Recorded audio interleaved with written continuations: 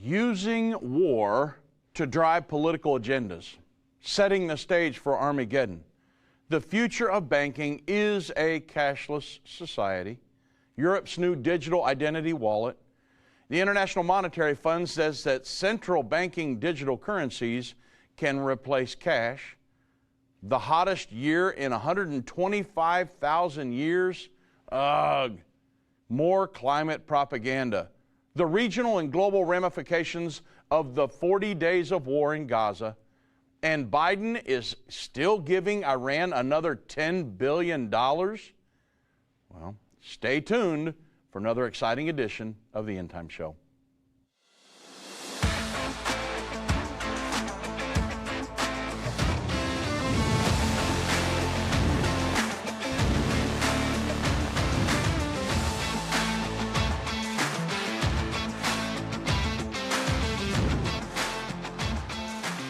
Well, good afternoon, everybody. I'm Dave Robbins with Endtime Ministries. Thank you so much for joining me on this edition of the Endtime Show. And wow, did we ever have a conference in Thibodaux, Louisiana. The city is about 16 to 17,000 people, and the church runs over 800 people. And we had close to 400 people there on Sunday night, almost 200 visitors. Wow, what a time we had down there. And man, I can just tell the conferences next year are going to be cram-packed full of people because it's time, right? There's so much going on in the news right now. People want to know what's going on. We had a wonderful conference on Sunday night. Monday night, I stayed over to do a Q&A session with their Bible study class. Wow, what a time we had. A lot of lives were changed, and it was awesome. And what a church they have down there in Thibodaux. And I've got a conference the first on every weekend in January. I mean, next year's just taking off with a bang. So if you want us to come to a prophecy conference, man, you better give us a call quick because next year is booking up very rapidly. Looks like I'm going to be going to Greece at their camp meeting in July. And we're going to be going all over the United States. So looking forward to next year. However, I want you to understand what's going on. We're going to do like a world review today. What's going on in Bible prophecy. Things that have been happening historically and things that have been happening right now. And it's setting the stage for the end time run here. Just the final little bit of time that we have left. And I want you to understand, when you think about wars and wars throughout history, wars have been used, this sounds horrific, but wars have been used for decades to advance political agendas. I want you to listen to an excerpt from G. Edward Griffin's. I just had him on the program here a couple months ago.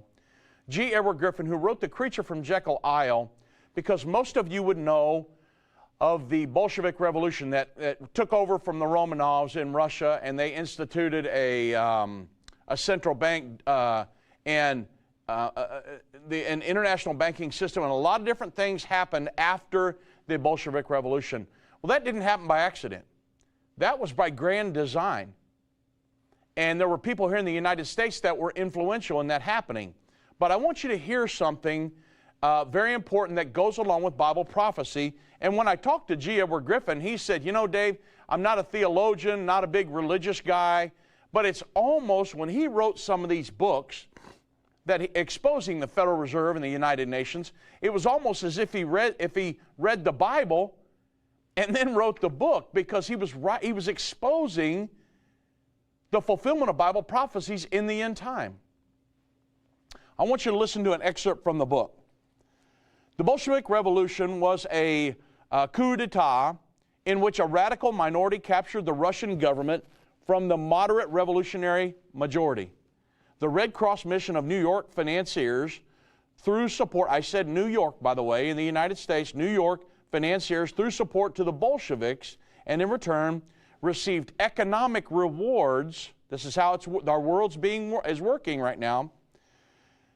Economic rewards in the form of rights to Russia's natural resources, plus contracts for construction and supplies. The continued participation in the economic development of Russia and Eastern Europe since that time indicates that this relationship has survived to the present day. These financiers, this is so important, listen to this. These financiers are not pro-communist. Their motivation is profit and power. That's the goal. They don't care if you call them a communist or a capitalist. They could care less. They're just in it for the power and the money. You can call them whatever they want, whatever you want. And then it says this: they are now working to bring both Russia and the United States, and I'm quoting here, into a world government which these globalists expect to control. Listen closely. War and threats of war are tools to prod the masses toward the acceptance of that goal, of moving everybody into a world governing body. Now, the Bible prophesies there's going to be a world government in the end time controlled by Satan and the Antichrist. And I've speculated for years that the First World War, which was the first trumpet, that crisis led to the first effort of world government, which was the League of Nations. But the League of Nations failed. The Congress of the United States didn't want to yield up so much of the United States sovereignty to that world governing body. So, guess what? They needed a bigger crisis. World War II comes along, and on the heels of that, they knew they had to have the United States involved in World War II, because without the United States, no world government. So guess what? We were dragging our heels during World War II, and then Pearl Harbor happened. Once Pearl Harbor happened, many people believe that that was a pre-planned incident and that FDR knew that it was going to happen. Many people believe that, I say, and that the Pearl Harbor was the event that got the United, because FDR was a globalist.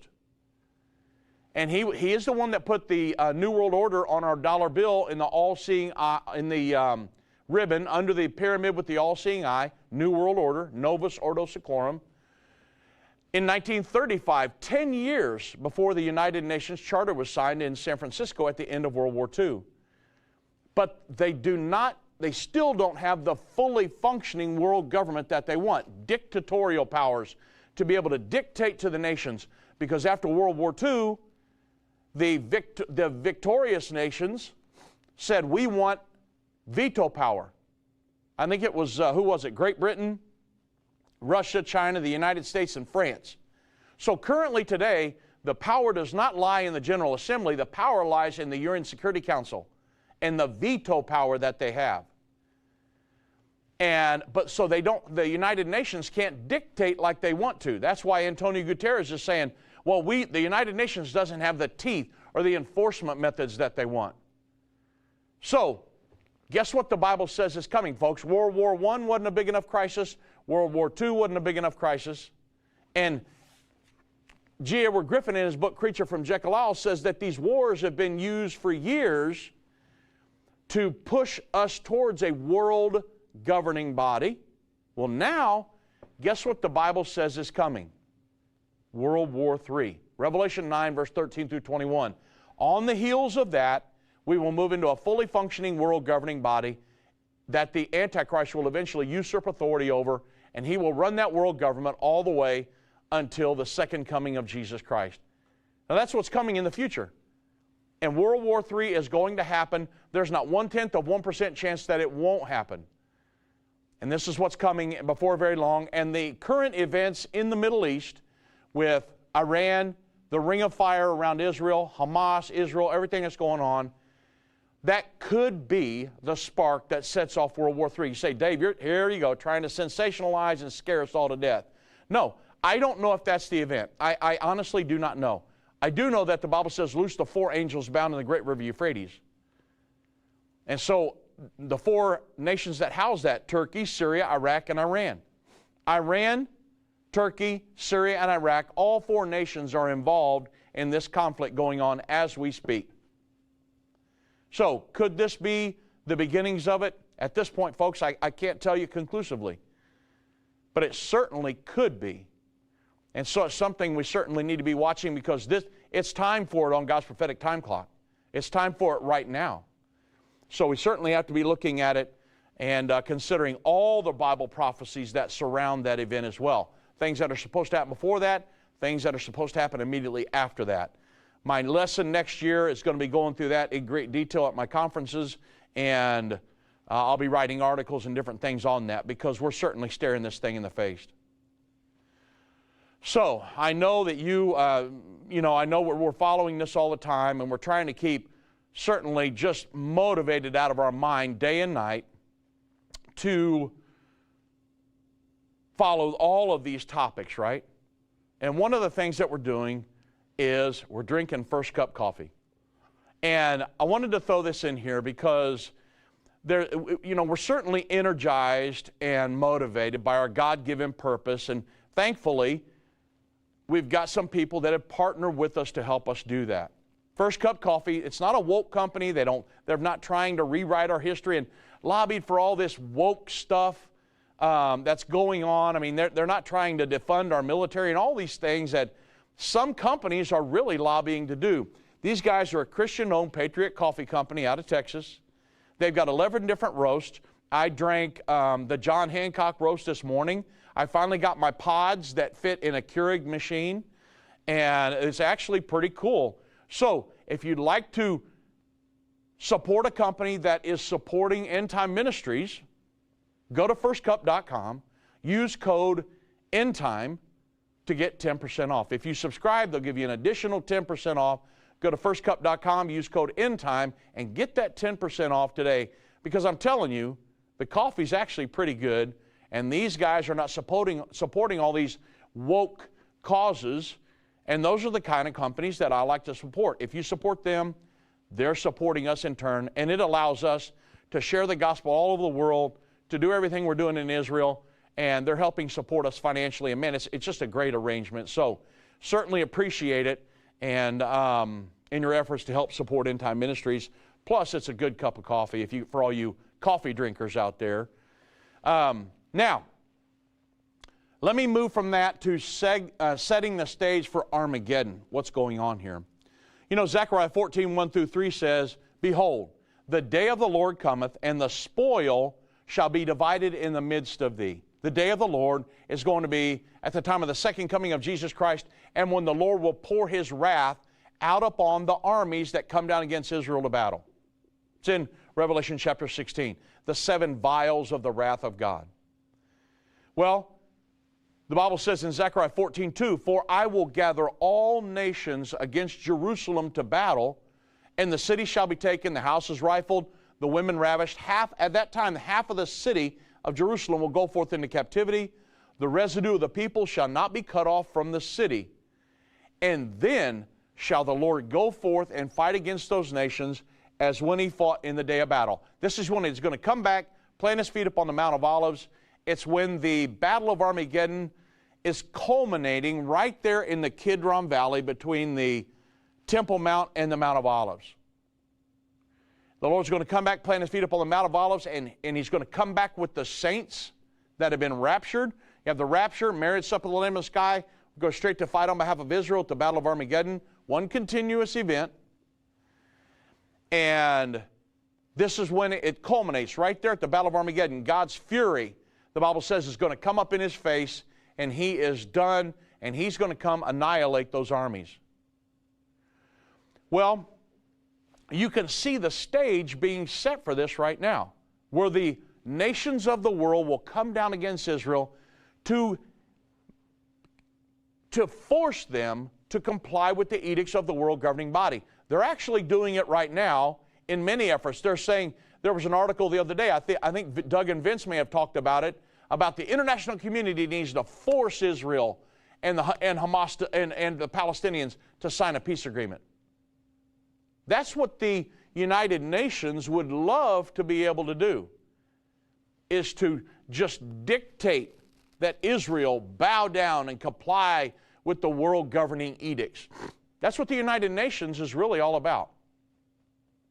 They are not the last great humanitarian hope for mankind, folks. The United Nations is the seat of world government in the earth today. And all they need is one big crisis to where the nations of the world will yield up their sovereignty to this world governing body. That's what they want to happen. They are ran by globalists that want to create a world governing body. Antonio Guterres is one of those individuals. He's the current Secretary General. And so it's been the goal from the beginning. Remember, Alger Hiss was commissioned by FDR, Franklin D. Roosevelt, by Stalin, by Churchill, and all of them. They all had their meetings, and they were talking about all of this. And Alger Hiss, who was a communist spy, was given the commission to be the architect of the United Nations. And these guys were globalists. And so that's why it's important that we understand what's really going on in the world today. I'm not looking for the end. Let me see. When's the end time going to begin? I wonder, will that be 100 or 200 years from now? Absolutely not. Folks, we're way off into the end time. I had somebody ask me the other day, and then I'll get into this article. I had somebody ask me the other night down at the conference in Thibodeau, Jesus said, no man knoweth the day or the hour. And I totally agree with that. Everybody says, how can you guys say that there's about, when there's a peace agreement signed, there's 7 years left and everything? Well, 2,000 years ago, they couldn't know. God told Daniel, no, Daniel, close up and seal your book. It's for the time of the end. So even, I've had people say, well, what about my great-grandpa who was trying to figure out all these prophecies, but you guys are saying that he's wrong. I'm not saying that they were necessarily wrong. Great-grandpas and things that tried to figure this out, that were teaching pre-trib and my father-in-law actually had one evangelist come through when he was a young man, about 18, 19 years old, and he said that the four beasts of Revelation were Matthew, Mark, Luke, and John. And the guy was a Spirit-led man of God. But the fact of the matter is, it wasn't time for them to understand some of these prophecies. The Bible, God told Daniel, no, close up and seal your book. It's for the people of the time of the end. So there's no way the old evangelist Joe Duke, that my father-in-law heard say that, there's no way that he could know about the Chernobyl nuclear accident and some of these different prophecies that we understand now, because it hadn't happened yet. Many of them. That was back in the early 60s.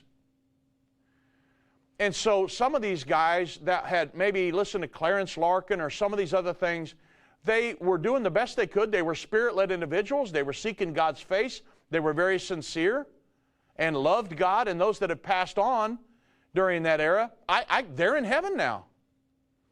But it simply wasn't time for them to understand some of these prophecies. However, God was saying that there will come a time when there will be people that do understand them. Daniel, Jesus, the Apostle Paul, and John all said that we can understand these Bible prophecies.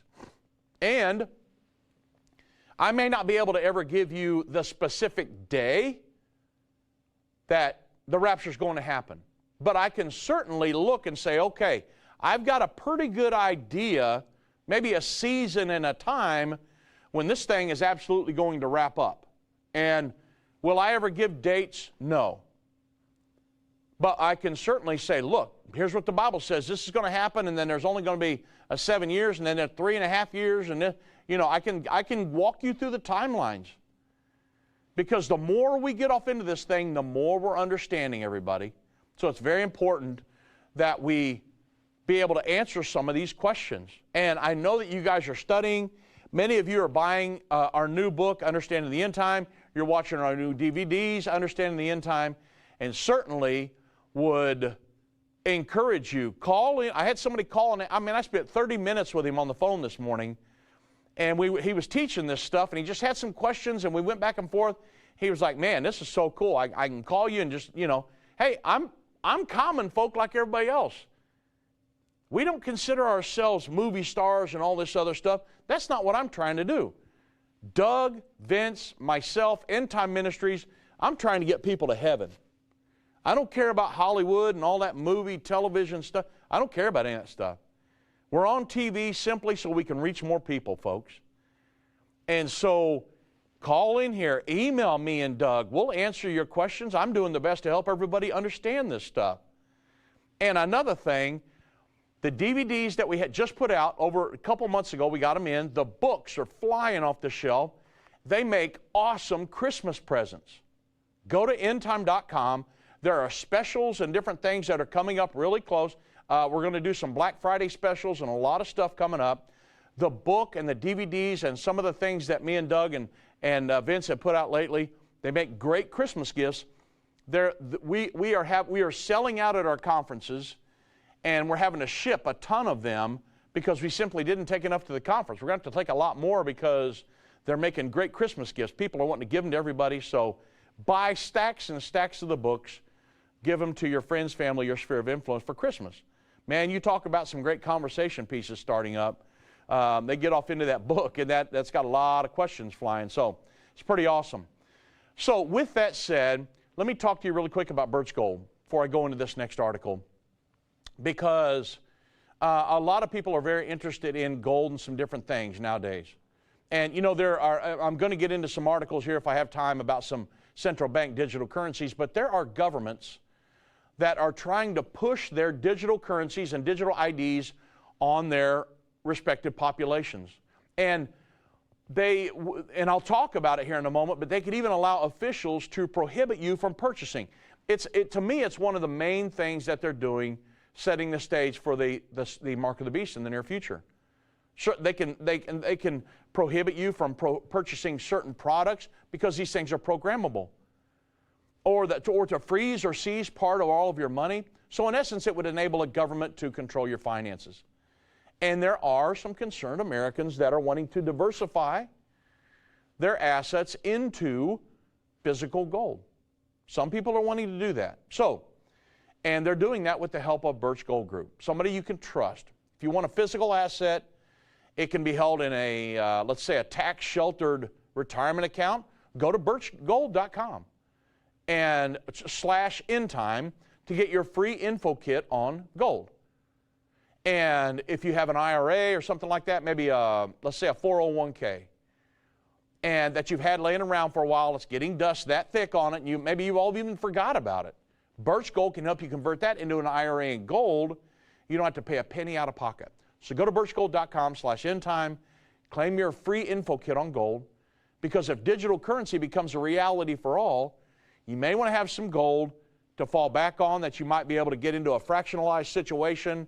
And I know there's some guys here in Texas that are working on some different gold, maybe a gold-backed digital dollar where you could buy some gold and then they will fractionalize it by giving you a debit-type card where you can go out and make purchases and things. So there's people working on all kinds of stuff to help get around a central bank digital currency. So it doesn't hurt to diversify your resources, certainly. Especially like if you were in the S&P 500. You certainly want to put all your eggs in one basket, right? All you investors out there, you're going to want to diversify. And a lot of guys, G. Edward Griffin, who wrote The Creature from Jekyll Isle and The Fearful Master and all that, he said, I only keep enough fiat currency on hand to pay my bills. The rest of it I've got in hard assets. And so it's something for you to consider. I'm not telling you to do it. I'm just saying it's something that a lot of you that are wanting to get into gold, Birch Gold's a good way to do it. Okay, so with this said about the nations coming down against Israel, setting the stage for the Battle of Armageddon, Al Jazeera, they did an analysis, and they said, can the next UN vote stop Israel's war on Gaza? So it's very important because we're talking about a U.S. veto situation and the veto power of the UN Security Council. They say that this Al Jazeera article, I pulled a couple excerpts from it because it said that Malta has circulated a new draft resolution focusing on Gaza's children. What they're trying to do is they're trying to force Israel into compliance with the world governing edicts and to force them to do what the international community wants them to do. So they're looking for every angle they can get so that the United States will not veto a resolution on Israel. Well, so what they're doing is they're circulating a draft resolution on the children in Gaza. And Al Jazeera is asking the question, will the U.S. veto a resolution protecting the children of Gaza. Now you can see the dynamic. You can see the narrative that they're spinning here. They say that diplomatic resources have told Al Jazeera that a new resolution is being drafted with a focus on children in hopes that all 15 members of the UN Security Council can agree on protections for children in the ongoing Gaza conflict. Well, why has the UN failed to agree to a ceasefire in Gaza? Well, previous UN Security Council draft resolutions calling for a ceasefire in Gaza have failed. 2 resolutions drafted by Russia didn't get enough votes because obviously the UN, among those countries that voted against them, all they could do is raise their hand and it's shot down. That's where the power lies, the UN Security Council. Even though a resolution proposed by Brazil received 12 votes out of the 15 member states, the U.S. vetoed the draft. All they could do is raise their hand. And Russia and China vetoed a resolution drafted by the United States. And it's so crazy. The United Nations right now is a paper tiger. It's not always going to be that way. But even when the United States tried to pass a resolution, the UN Security Council tries to pass a resolution about Russia going into Ukraine, all Russia, the invading power, all they had to do was raise their hand and veto it, and the United Nations was helpless. And the United Nations leaders cannot stand it. It is galling them. And so, while the 5 permanent members of the UN Security Council, again, it's China, France, Russia, the United Kingdom, and the United States, while they have the power to veto any resolution that they do not like, it remains reasonably, kind of rare. The U.S. and Russia are the 2 countries that have exercised their veto power the most in the past. In recent years, the U.S. has mostly used its veto power to protect our ally Israel, which is a very good thing, and that plays into Bible prophecy as well. Because you understand what's happening in the future. The United States is going to protect Israel against the dragon and the world governing body in the end time. And it's highly likely that we will use our UN Security Council veto power to do that. There are a lot of people in the United Nations that would like to abolish that veto power. But right now, I'll go into detail how they're wanting to use these resolutions and to play on the narrative that they're spinning. As a viewer of the Endtime Show, you're getting early access to Christmas deals starting right now. Do you remember that feeling you had as a kid during the holidays? What experiences and gifts would you receive this year? Well, the atmosphere at Endtime is nearly the same. We're excited because these deals are now available through the end of 2023. Why are we so thrilled? Because we know these resources transform lives, and that's even more fun than Christmas, especially in these tough times. For the remainder of 2023, you can get deals like a special VIP group video call with Dave Robbins when you get Understanding the End Time. End Time Plus subscription for 50% off, or my personal favorite, a $10 and under sale for almost 100 different products featuring Irvin Baxter, Dave Robbins, and more. Go to endtime.com/deals for a full catalog of items. You can also call 800-END-TIME. Hurry, supplies are limited. Go to endtime.com/deals today. What if you could understand Bible prophecy? Dave Robbins, the host of the Endtime Show's TV and radio programs, is holding a free prophecy conference near you. Gain peace and understanding of what the Bible says concerning end-time prophecy. Call 1-800-END-TIME or go to endtime.com/events to see when Dave will be in a location near you.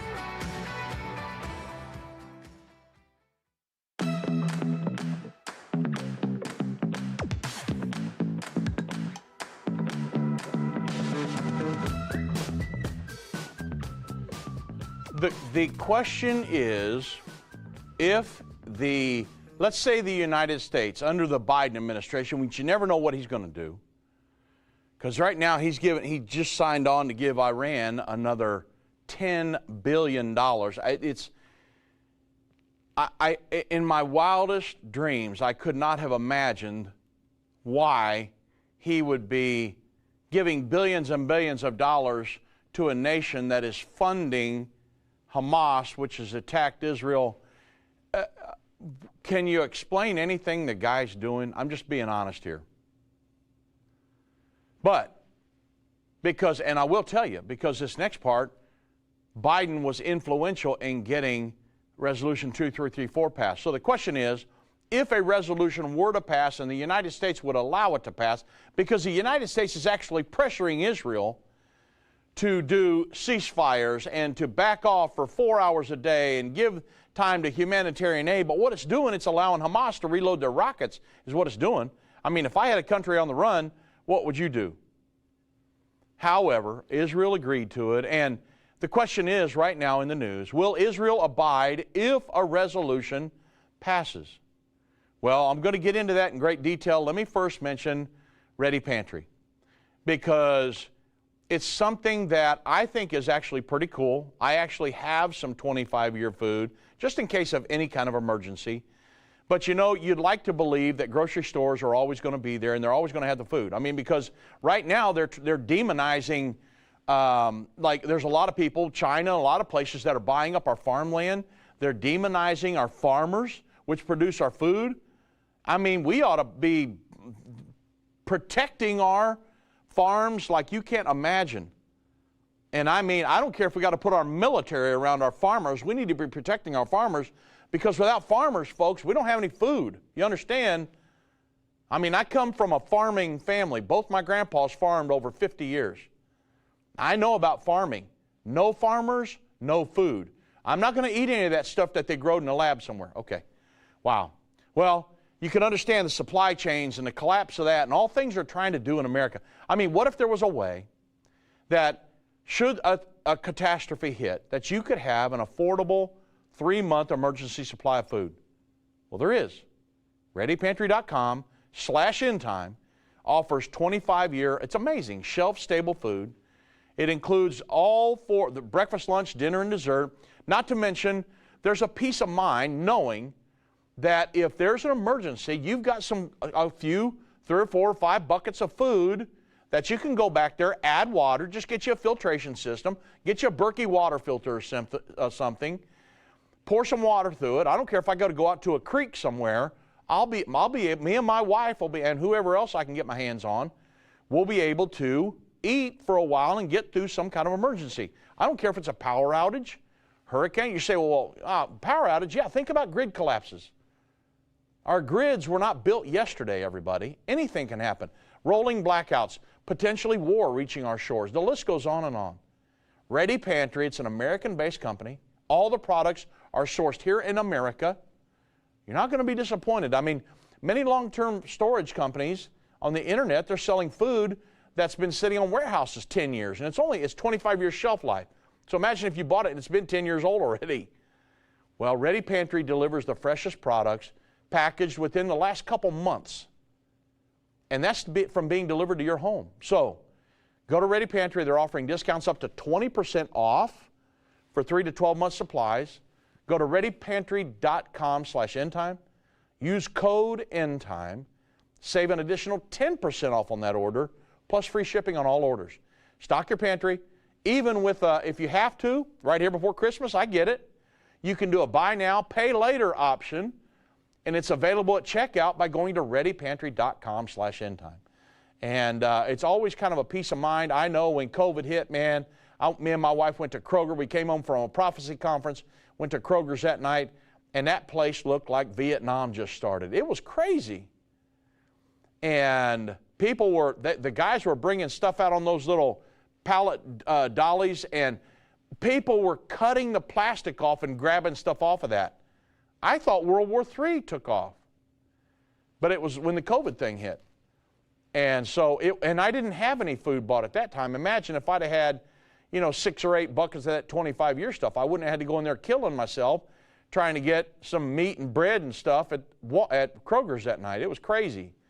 But any kind of a catastrophe. I mean, here in Texas, if they say there's going to be a hard rain, a lot of people won't even show up for church. And so, I mean, it's just Texas. I love Texas, but man, if there's even a thought that there might be some ice, oh man, the school's shut down, the church is shut down. I mean, people don't know how to drive on ice down here. They don't put salt out. Okay, I got to get back to the program. Wow. There was one time I went around in my truck picking people up from work because they were scared to come to work. I just said that, didn't I? Wow. Anyway, we've got some good staff now. That was people years ago. Anyway, okay, man, we got to move. More recently, on December 23rd, 2016, during the last days of the Barack Obama, I'm going to say, remember this, the Barack Obama-Biden administration, because Biden was influential in all of this, the UN Security Council passed Resolution 2334. That resolution reaffirmed that Israel's settlements in occupied Palestine, now this is the United Nations verbiage. It's not occupied Palestine. If you understand the history of Israel, that's Israel's land. They're not occupying. It's disputed territory. So I don't agree with this. This is what the Resolution 2334 says. That the settlements in Israel's settlements in occupied Palestine, including East Jerusalem, now that's the Holy Basin, that's where the Temple Mount is, that they say that Israel has no legal validity, constituting a flagrant violation under international law. Now, there's no truth to any of that, but that's in the eyes of the international community. And it added that the settlements were a major obstacle in the vision of a two-state solution. That is not true. Don't believe every false narrative that you read in the news, guys. That's why we put out DVDs on the history of Israel, the future of Israel, what this is all about.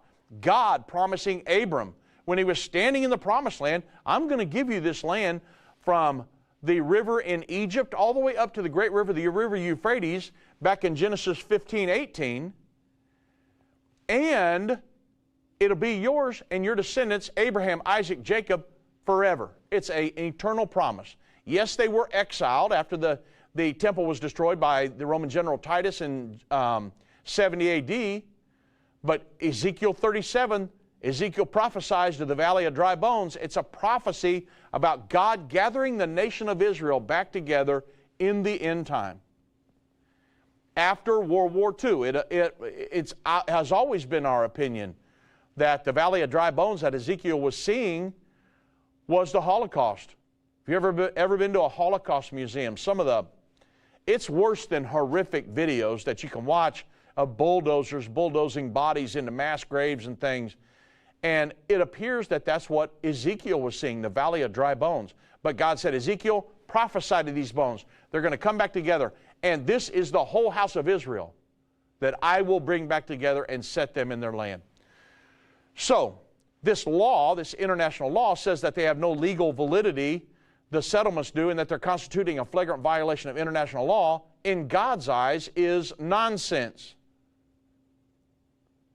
But, as a result of this, Resolution 2334, that was allowed to pass in the UN Security Council by Obama and the Biden administration. Obama was getting nations to make sure that they voted against it, and then all we did, the United States, was abstain, so we could say, well, everybody else voted against it, we just abstained. We didn't vote no. Yeah, you basically did, because you abstained. You're supposed to raise your hand and veto it, guys, but they didn't do it. Samantha Powers, Obama told her, don't raise your hand. And they allowed this to pass.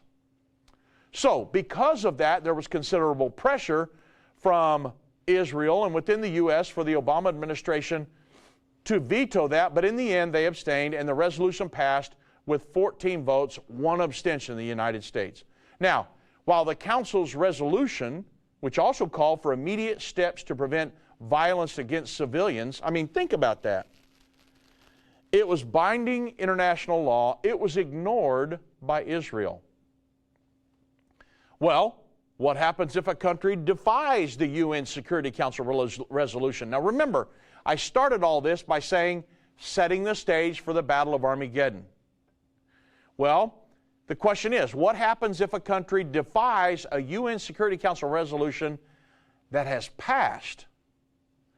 Well, if the resolution is broken, the next step is for the Council to take punitive action.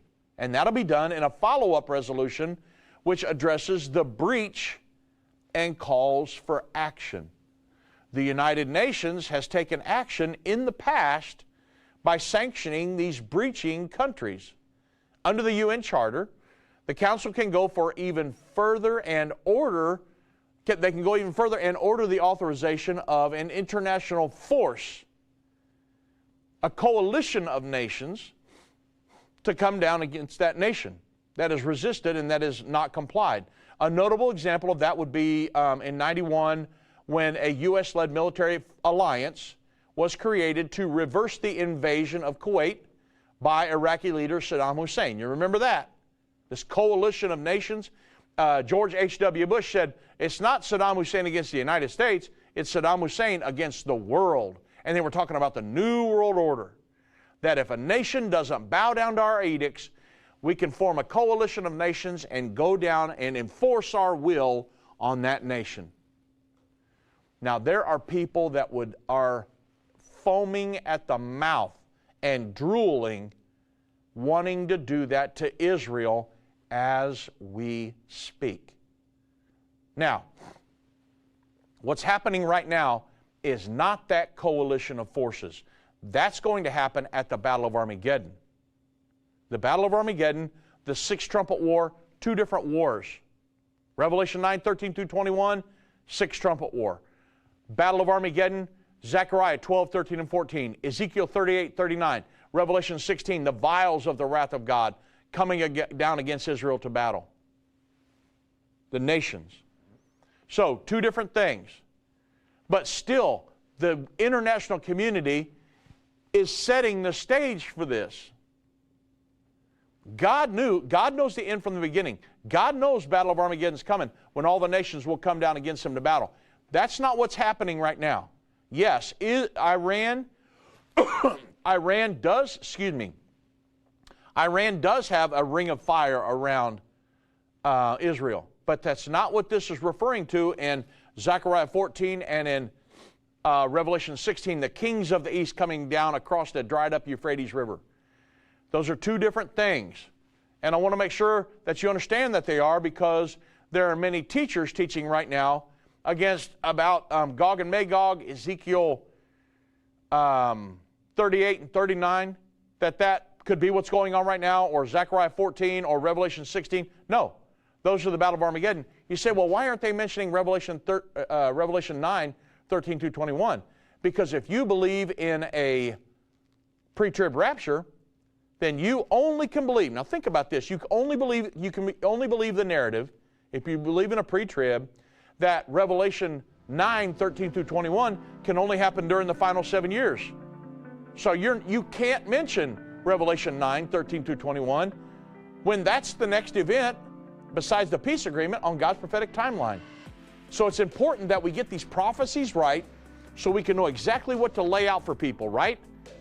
And so I'm very thankful that God has helped us to understand these prophecies so that way we can know how to help people in the end time. A voice spoke to me and said, I've got something I want to show you. I was so sure God had talked to me. And I was stunned by what I saw. A direct fulfillment of this over 2,500-year-old prophecy. The United States will stand with Israel.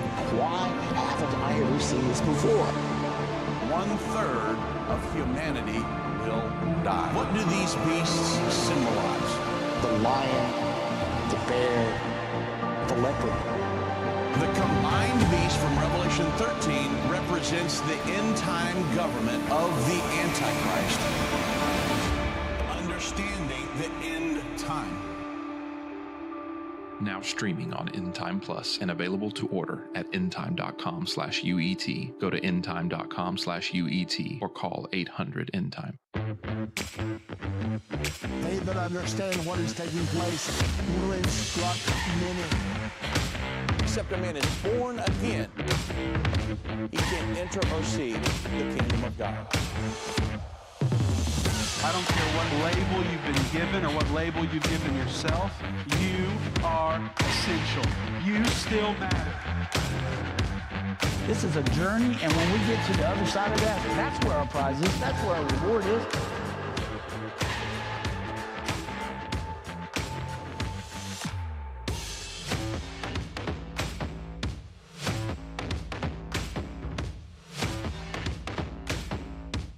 time is not going anywhere.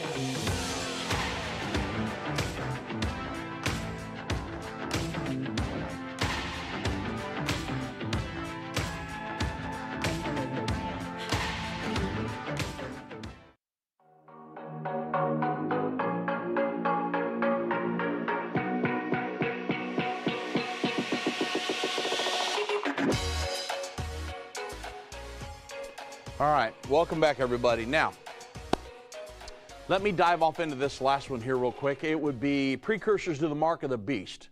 Because I want to kind of give you an overall worldview. What's going on around the world? Because it's not just happening right here in Texas or in the United States. When the Bible talks about precursors to the mark of the beast, Revelation chapter 13, verse 16 and 17, he will cause all, both small and great, rich and poor, free and bond, to receive a mark in their right hand or in their forehead, without which they're not going to be able to buy or sell. Moving us off of a cashless society onto a totally digital platform is the only way that they would be able to implement this. Think about that. If cash was still available, and stores and different things were still taking cash, how could they implement the mark of the beast? They couldn't. Cash is freedom. The government cannot know what you're doing if you use cash.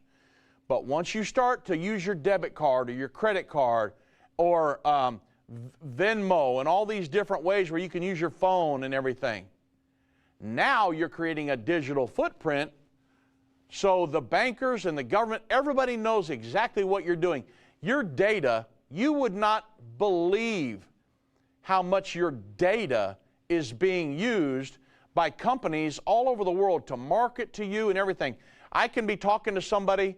I can talk to my wife on one of our date nights, and we can talk about a new car that we would love to have. I can't afford, but I'd love to have.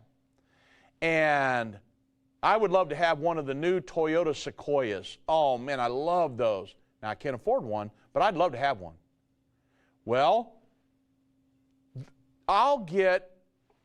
we both love them, but I will get things on my phone about almost immediately. By the time I order, I'll get things on Facebook and different things about Toyota Sequoias.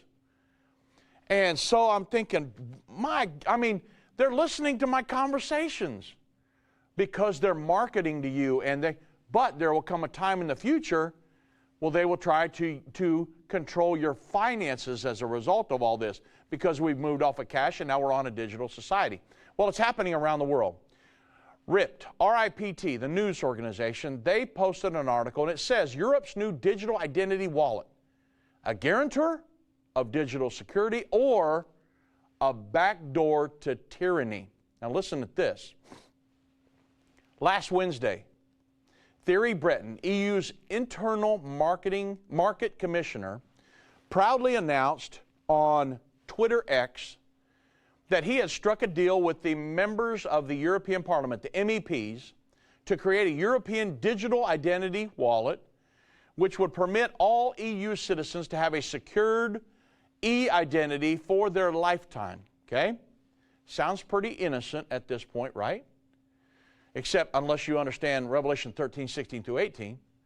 According to the European Commission's own website, the European digital identity can be used for a whole range of transactions, including providing personal identification on and offline, showing birth certificates, medical certificates, opening a bank account, filing tax returns, applying for a university, storing a medical prescription, renting a car, checking into a hotel. The list goes on and on and on, right? Several people, including the Dutch member of the European Parliament, or an MEP, Rob Roos, they've raised concerns, though, that a centralized, government-controlled digital ID could put European privacy and mobility rights in jeopardy. Now listen to this, guys. In theory, a universal European, now I say in theory, okay, a universal European digital ID could be programmed in such a way that the citizen has full control over which parts of his or her digital wallet he shares at any given moment and which he or she does not share. Now that's in theory. But in practice, it would be highly naive to assume that a programmable Europe-wide digital ID controlled by a centralized bureaucracy could not sooner or later be exploited to nudge, or let's say shove, people into complying with the policies that happen to be favored by the powers that be. And it does not require a wild leap of imagination to envisage the sorts of ways a European digital ID could be leveraged to erode the equality and freedom of Europeans, since the very same individuals that are the public face of the ID, the digital ID initiative, were the ones who set in motion the most pervasive system of biosurveillance in the history of Europe. Now, we're going to get deep into this, so listen carefully. Namely, the so-called COVID digital certificates. Now, the operation of the COVID digital certificates, which was approved by both the European Commission, the same one now pushing for the digital ID system, and the European Parliament. So if you were in Europe, you'd feel real comfortable about this, wouldn't you?